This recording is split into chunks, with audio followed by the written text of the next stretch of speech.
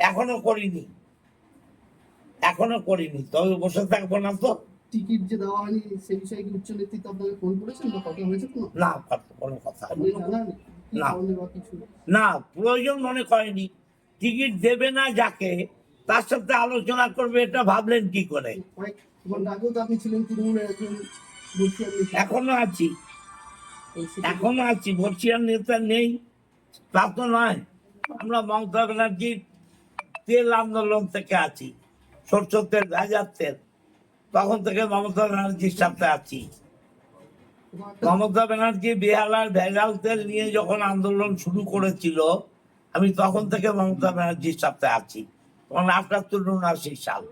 BJP যদি আপনাকে offer দেয়, ওই সব নিয়ে কথা আমি কিছু বলবো না এখন। চুচুড়ার অলিগলি এতগুলো পঞ্চায়েত দেবাংশুর পক্ষে কি সম্ভব হবে? আপনার তো নখদর্পণে সব ছিল। দেবাংশু অনেক বেশি ডাইনামিক।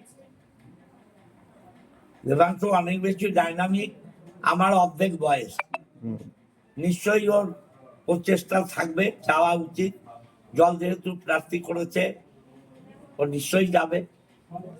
রাজনীতি থেকে সন্ন্যাস নেবেন বললেন, এটা কি রাগে না ক্ষোভে না কষ্টে? ক্ষোভেও নয়, রাগেও নয়। দল প্রয়োজন যখন মনে করছে না যে আমাদের দরকার আছে, জোর করে তো দল করা যায় না।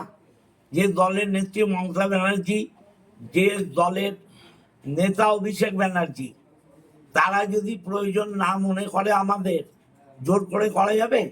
আমরা তো ভিত্ত মাত্র। কংগ্রেসে ফিরবেন?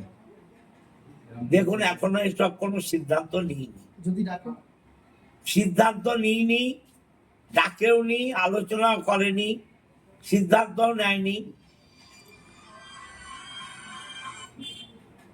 আমি নিজেও সিদ্ধান্ত নিইনি। আমার নিজের একটা পরিবার আছে দলের, তাদের সাথে কথা বলবো, আলোচনা করব,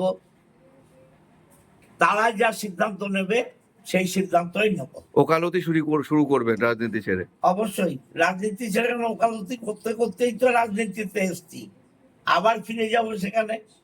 রচনা বন্দ্যোপাধ্যায়ের সঙ্গে খারাপ সম্পর্ক, সেটাই কি